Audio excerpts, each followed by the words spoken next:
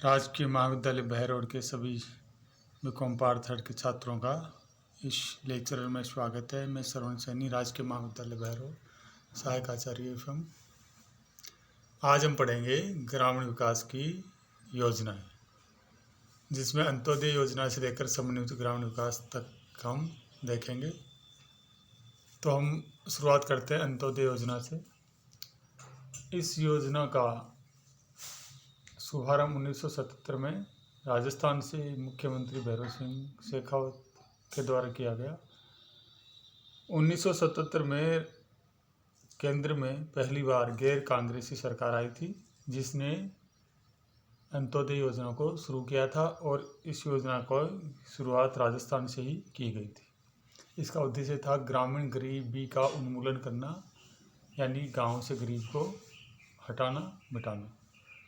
इसके लाभान्वित समूह थे गांव के गरीब से गरीब लोग, यानी गरीब से गरीब जो व्यक्ति है उसका आर्थिक उत्थान करना इसका उद्देश्य था। सहायता किस प्रकार दी जाती थी अंत्योदय योजना में?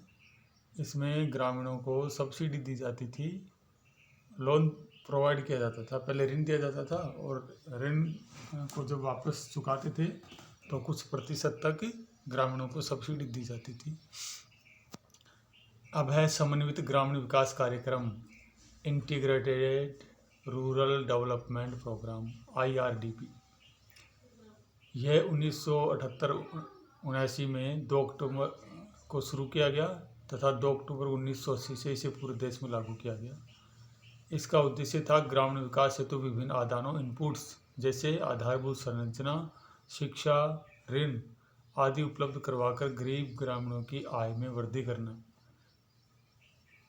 गरीब ग्रामीण लोगों की आय में वृद्धि करना इसका उद्देश्य था। इसके लिए विभिन्न आदान यानी इनपुट्स यानी ऐसे साधन उपलब्ध कराना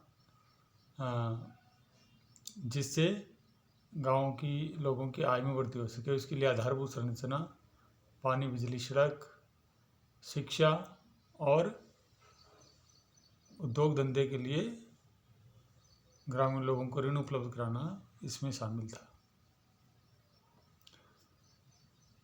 समन्वित ग्रामीण विकास कार्यक्रम और इसकी सहायक कार्यक्रमों ट्राइसेम, ड्वाक्रा, MWS, सेट्रा, GKY, इनको मिलाकर 1 अप्रैल 1999 को एक नई योजना लाई गई, जिसका नाम था स्वर्ण जयंती ग्राम स्वरोजगार योजना, SGSY। अब है ग्रामीण युवाओं को स्वरोजगार हेतु प्रशिक्षण, ट्राइसेम, ट्रेनिंग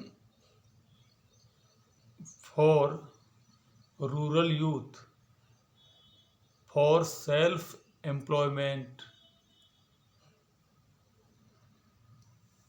15 अगस्त 1979 को यह प्रारंभ की गई थी। इसका उद्देश्य था ग्रामीण बेरोजगार युवाओं को, जिनकी उम्र 18 से 35 वर्ष के बीच हो, उनको किसी कार्य में प्रशिक्षण देकर उन्हें स्वरोजगार के योग्य बनाना, यानी प्रशिक्षण के माध्यम से उनको काम सिखाकर इतना सक्षम बनाना कि वे अपना खुद का निजी कार्य कर सके, अपने स्वरोजगार प्रारंभ कर सके।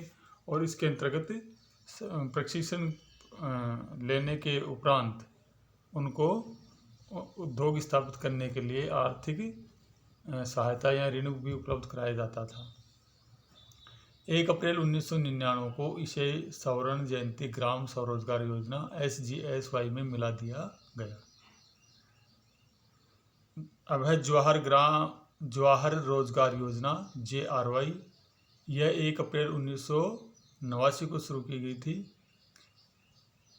इस योजना में पहले से चली आ रही राष्ट्रीय ग्रामीण रोजगार गारंटी योजना, यानी national rural employment guarantee programme, और ग्रामीण भूमिहीन रोजगार गारंटी योजना, rural landless employment guarantee programme, इन दोनों कार्यक्रमों को मिलाकर बनाया गया था। और इससे 10 वर्ष के बाद में 1 अप्रैल 1999 को पुनः संरचित किया गया, यानी कि इसको स्ट्रक्चर उसका चेंज किया गया JRY का। अब है जवाहर ग्राम समृद्धि योजना, गांव की समृद्धि के लिए जवाहर ग्राम समृद्धि योजना JGSY। इसे 1 अप्रैल 1999 को जवाहर रोजगार योजना JRY के नाम बदलकर जवाहर ग्राम समृद्धि योजना के नाम से लागू किया गया। यानी कि पहले जो योजना JRY चल रही थी उसको नाम बदल के पुनः चालू किया गया और JRY की जो संरचना थी उसमें परिवर्तन किया गया और आगे चलकर अप्रैल 2002 में इसे संपूर्ण ग्रामीण रोजगार योजना SGRY में मिला दिया गया। SGRY में इसे मिला दिया गया। अब है प्रधानमंत्री ग्रामोदय योजना PMGY। सामाजिक और आर्थिक आधारभूत संरचना के 5 मुख्य घटक हैं: शिक्षा, स्वास्थ्य, पीने का पानी, आवास और सड़क। तो गांवों में इन सभी घटकों की स्थिति है दयनीय है, कमज़ोर है। शिक्षा के क्षेत्र में गांव पिछड़े हुए हैं, स्वास्थ्य के क्षेत्र में अच्छे नहीं हैं, पीने का पानी सभी को उपलब्ध नहीं है, पीने योग्य पानी, और सभी के पास गांव में घर की व्यवस्था, आवास की व्यवस्था नहीं है, और सड़क भी गांव में नहीं थी। तो इन सभी को गांव में विकसित करने के लिए कि जिससे कि वहाँ का सामाजिक और आर्थिक ढांचा मजबूत हो सके और गांव के लोगों की जीवन स्थिति है वो अच्छी हो सके, इसके लिए प्रधानमंत्री ग्रामोदय योजना शुरू की गई थी। ग्रामीण गरीबों को ये सब सुविधाएं उपलब्ध कराने के उद्देश्य से सन 2000 में इसे लागू किया गया। केंद्रीय बजट 2001 में 5000 करोड़ रुपए उपलब्ध कराए गए, जिसमें से 2500 करोड़ रुपए सड़कों के निर्माण के लिए थे। अब हम देखेंगे ग्रामीण आवास के लिए कौन कौन सी योजनाएं हैं। इंदिरा आवास योजना,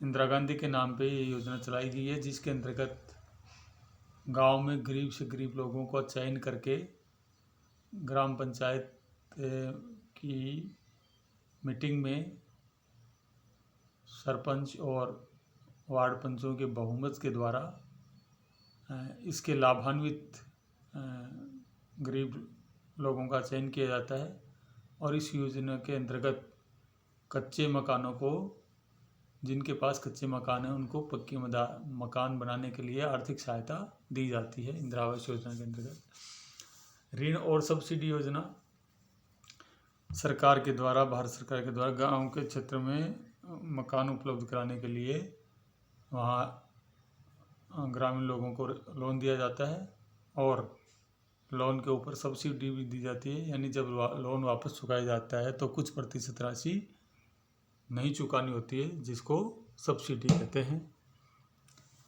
और भारत सरकार के द्वारा हुडको जो है उसके समतांश भी खरीदे जा रहे हैं, जिससे कि हुडको के पास वित्तीय सहायता प्राप्त हो सके और इसके माध्यम से गांव के यानी ग्रामीण क्षेत्रों में आवास की समस्या को हल किया जा सके। हुडको का मतलब है housing development corporation of India. हुडको एक सरकारी संस्थान है जो देश भर में आवासों के निर्माण के लिए कोष उपलब्ध कराता है विभिन्न राज्य सरकारों को। अब है पेयजल से संबंधित योजना, ग्रामीण पेयजल, रूरल ड्रिंकिंग वाटर प्रोजेक्ट। ग्रामीण विकास मंत्रालय के दिन एक नया विभाग, पेयजल आपूर्ति विभाग, water drinking water supply department खोला गया था, जिसका उद्देश्य 7% ग्रामीण आबादी को शुद्ध पेयजल 5 साल में उपलब्ध कराना इसका लक्ष्य था। इस योजना में बजट आवंटन का 25% राज्य सरकारों को जल संरक्षण हेतु, जल रिचार्ज हेतु और सूखे क्षेत्र में पेयजल स्रोतों का भविष्य के लिए संरक्षण हेतु उपलब्ध कराया जाता है। यानी राज्यों को जो 25%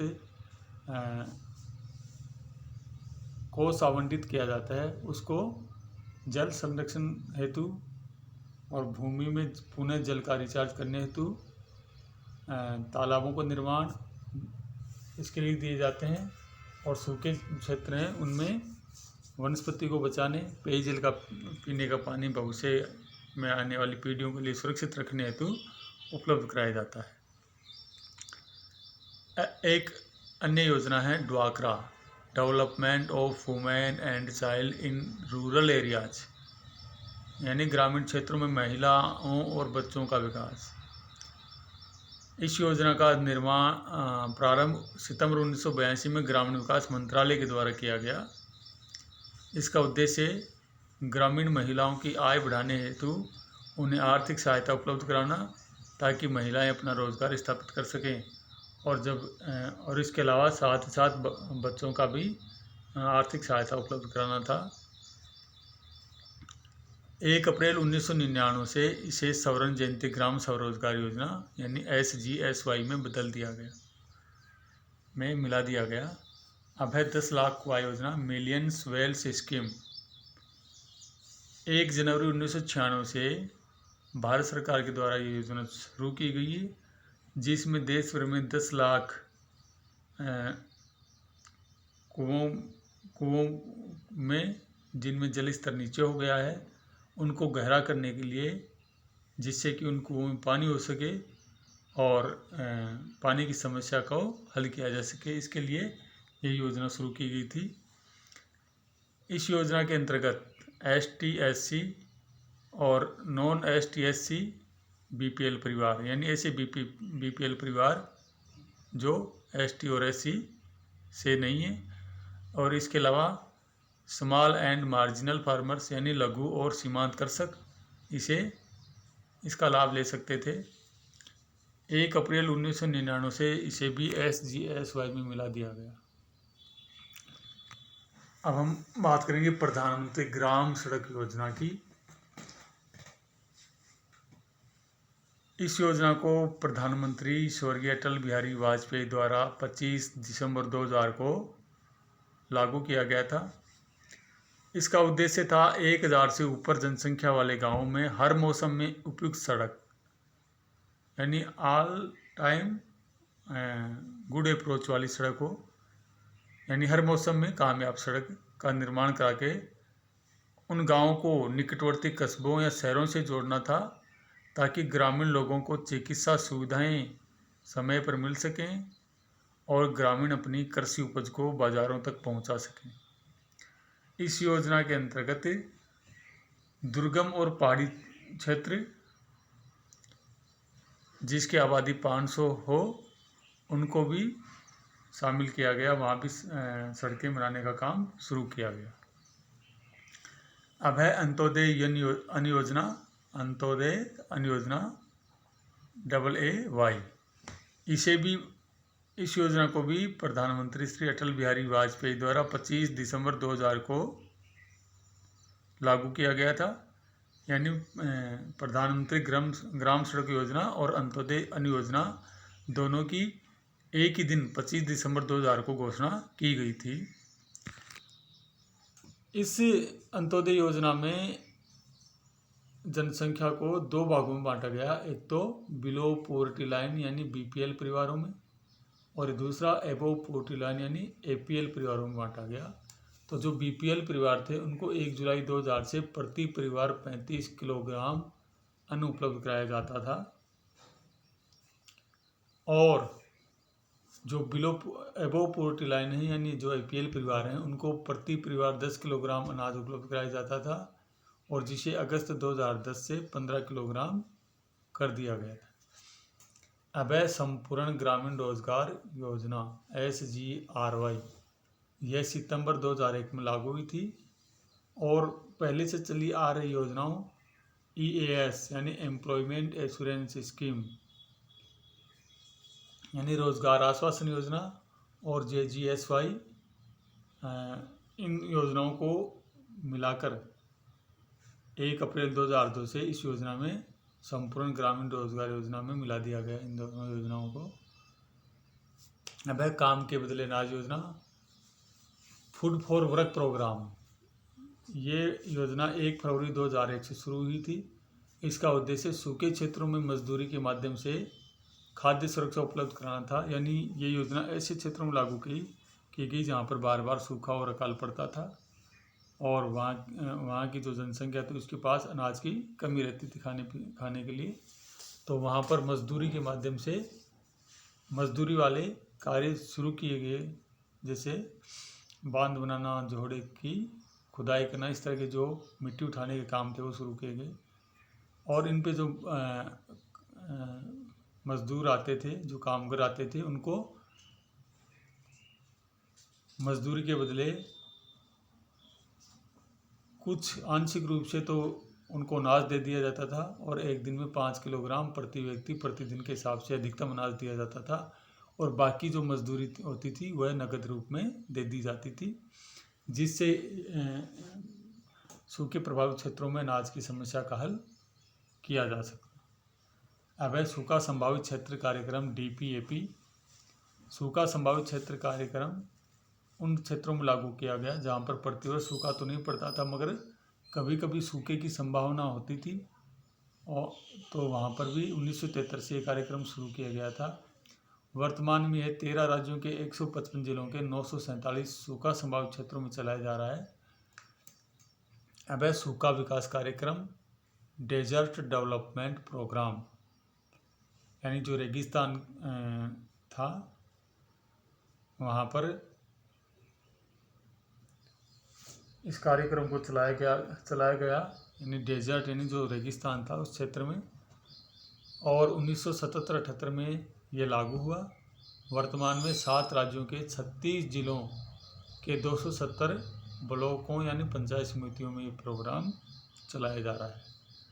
आज के लिए बस इतना ही, धन्यवाद।